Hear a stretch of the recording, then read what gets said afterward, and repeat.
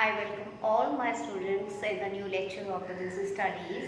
And previously we were doing the organizing and we have just done with the organizing. What is the organizing? What is the process of organizing? So with the help of the what is organizing, I will today try to elaborate what is the importance of organizing. With the help of all you have done right now, you can also pick, with the help of that points, you can also pick some importance of the organizing, and also we will discuss today about what is the organizational structure.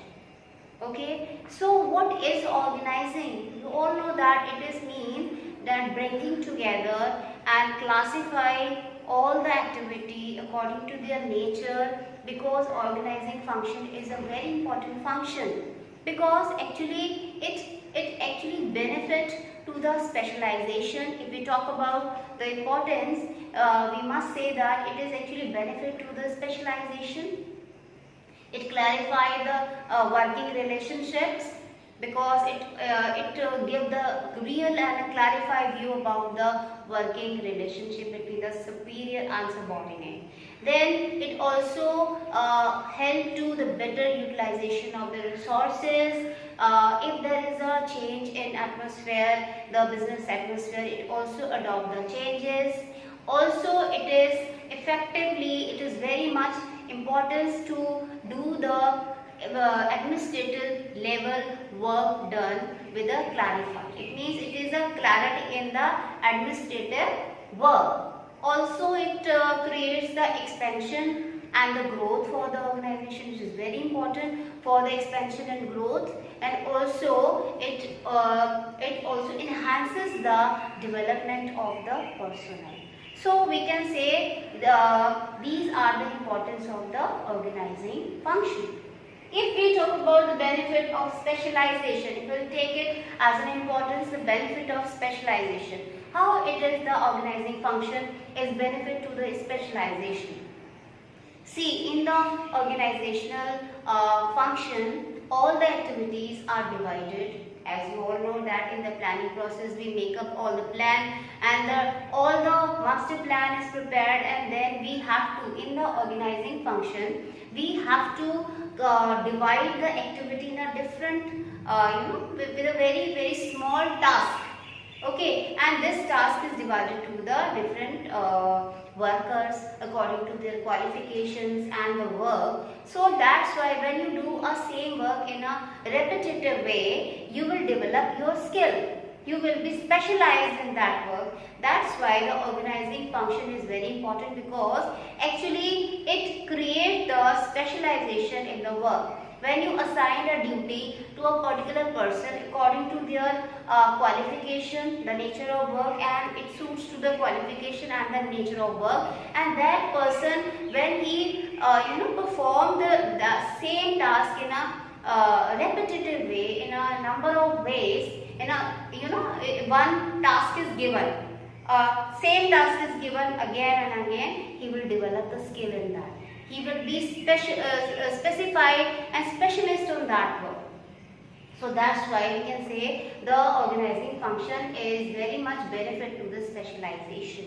Second is the clarity of the work. Clarity of the working relationship. It means that here there is, that some work is, when there is a work, there is a superior and subordinate relationship. There is a superior person who is giving the duties to the subordinates and also guiding them how to do it. So there is a relation between, the authority and the responsibility. You create the authority, the chain of the authority and responsibility. Because in the clarity of working relationship, when you create, it means there must be a boss, there must be a worker. Under your boss, the worker has to be done the duties. So the boss has to be assigned the duty, and the worker has to be do the duty according to the guidelines. So it means that there is also the connection of the authority and responsibility. It means that there is a connection that who report to the whom. It is all done in the organizing function. Also, if we talk about the third function, optimum utilization of resources. It means that manager has to see very clearly that each and every person or a worker must get the work. It doesn't mean that there is overtapping. It doesn't mean that one person is idle. Each and every person or the employees who is working in the organization get the work according to their skill and qualification. So there should not be, the work should not be overlapped, or it should not be the duplication of the work. So that's why we can say there is an optimum utilization of work. Maximum to maximum work you can get from your employees. It doesn't mean that also that you are burden only of one person. It means that you are actually dividing equally the work according to their qualification, their experiences, their skill. Okay, so next is the adoption of the change. Adoption of change. You know that the business environment is ever changing, and also because you have done in the organizing process all the tasks in a small departments and sections.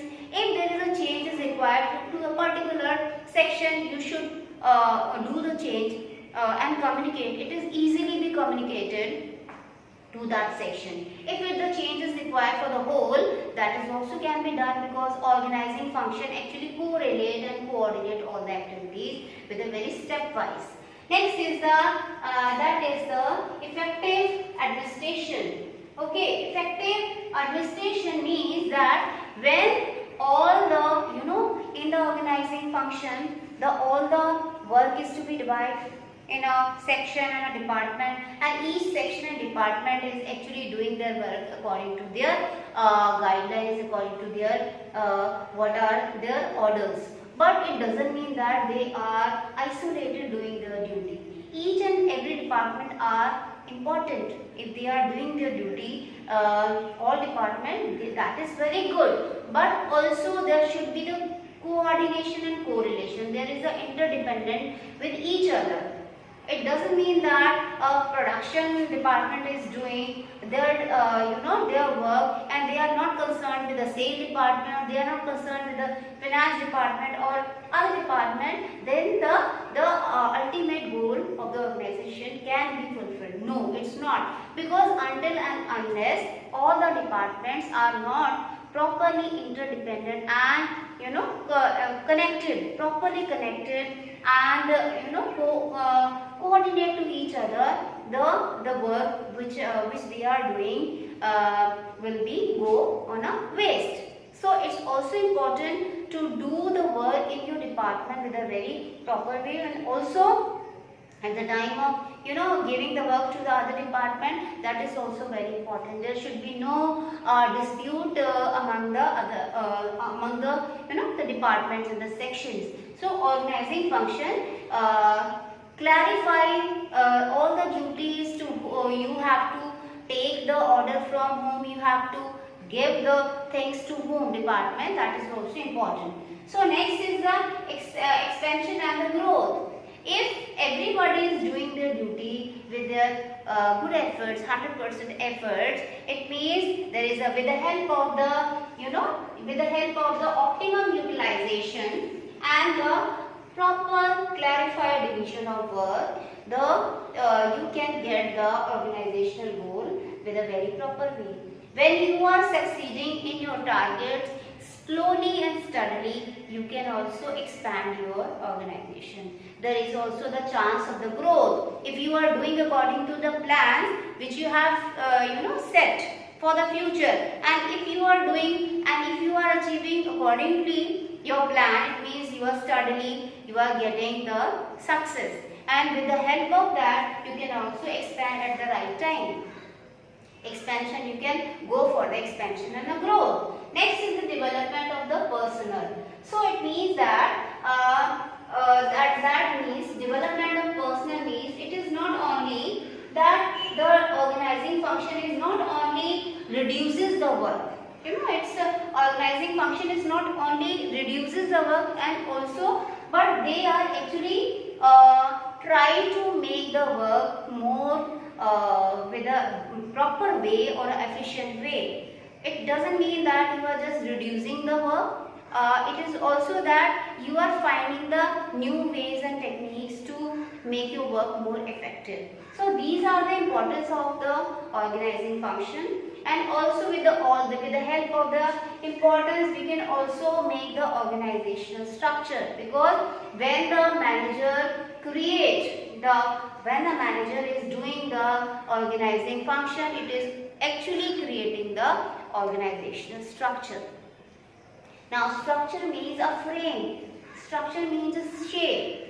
So it means that during the organizing function, actually manager is giving the shape to your organization, giving a structure, making a structure, creating a structure for organization. So when the manager performs the organizing function, organizational structure created automatically, which defines job position, the authority, responsibility of different employees. So with this line you can pick the keyword, that is when the manager performs the organization function, it is actually creating the organization structure, and what it gives you, which defines you the job position, authority and responsibility. So in the organization function, everybody is clearly about their job position and description. What kind of the job they are to be performed, whose report to whom. It means when there is a question of whose report to whom, it means there is a question of that is the authority and responsibility. Whose report to whom? It means there must be the superior or there must be the subordinate. Superior and the relation of the superior and subordinate is also defines the authority and responsibility. So we can say organizational structure is actually the framework. It is a framework within which managerial and operational tasks are performed. I am repeating the line. Organizational structure is a framework. It is a framework. It is a boundary. Okay, within which the managerial function and the operational tasks are performed. You know, managerial function means there is a level of the management, the top, the lower, the middle, the lower functions. So in the organizing function, you can actually map your scalar chain. Okay, so it means the managerial function can be performed, also the operational task. You know, the work is to be divided in a different basis on the operation. It means there is a production operation, there is a sale operation, and there are so many operations. So the work is to also be divided according to the operational work. So in the organizational structure, we can, on the basis of the managerial function and the operation task, we can divide the work with a very proper way. So with the help of this, we can just pick out some special aspect, that is, it specifies the relation between people, work and resources. You should be very much clear about when something is done by the manager or when something is performed, the goal is performed, the goal is achieved for the firm or for the organization. There are the three targets. The people who will do the work. First of all, there is a work, there is an objective, there is a target. There is a target, so there is a work. First is work, then the people who will do the work, and also the resources. With the help of those, you will perform the work. Okay, so it means that it specifies the relation between the people, work and resources. People, work and resources. So organizing function, actually it organizes the people, it organizes the work, and also it organizes the resources. Now the span of management gives shape to organizational structure. Span of organization span of management. The span of management means, you know, there is a one person who is is a superior who has to take care of about all the employees, or you can say the subordinate. But also there is a limitation of that very person or a boss who has to take how many numbers, how many people he can manage properly with an efficient and effective way. That is also very important. You can't take or you can't give the responsibility to one person to holding and managing the hundreds of the people. It will be very difficult for a particular one person to manage all those big group of people. So it's important to, according to their experience, work and experience and nature of the work, the number of the people is to be assigned to that very person or a superior, so that he can easily supervise that. It means that this is called the span of management. Span of the management means that how much that clockwise area you can manage your people. You can manage, being a manager or being a superior, how many people, how much work you can easily be controlled and managed. So that is called the span of the management. That is also be deciding in the organizing structure. So the span of management gives shape to the organizational structure, and also span means how many employees can be effectively managed and controlled by the superior. Okay, after deciding span, the scalar chain is developed because it clearly specify who report to whom. Also it is creation of authority and responsibility, relationship between superior and subordinate. So when you make the span of management, it means that there is also, you are actually creating the scalar chain. You are creating the scalar chain. You know that there is a chain of the management. Each and there is a boss, and after your head there is other boss. So it means that if there is a boss on you, there is a relationship between the authority and responsibility. So with the span of the management, you also create the scalar chain. The scalar chain has to be developed. So actually, what the organizational structure do, that it a clear structure make easy to check responsibility and give clear idea about working style of organization. So the clear organizational structure actually check the responsibility, that each and everybody is either doing their duty well, are they responsibly doing their duty, that check should be there. Okay, also give clear idea of working style. Each and every management, each and every organization has their own way of working. Okay, so it means that it's very important in the organization structure to make a clear view about the working style of management. Also it defines, it allows correlation and coordination among the human, physical and financial resources. So in the organization process or a function, you can say it also correlates and also coordinate with each other among the human, physical and financial resources. That's also very important to get the goal, to achieve the target, to define level of management and span of control under each level. And with the help of the organizational structure, you can also define the level of management. That means you have already written and read that the framework within which the managerial and operational tasks are performed. So it defines the level of management and also the control, the span of control of the each level. So this is all about what is the organizational structure. After that we will do the types of the organizational structure. So we have just done with the organizing importance, what is the importance of the organizing, and after we try to understand that when manager doing the organizing function, it actually create the organizational structure. So we today studied about what is the organizational structure, what are the superior and subordinate relationship. With the superior and subordinate relationship, you also try to understand that there is also the content of the authority and responsibility creates.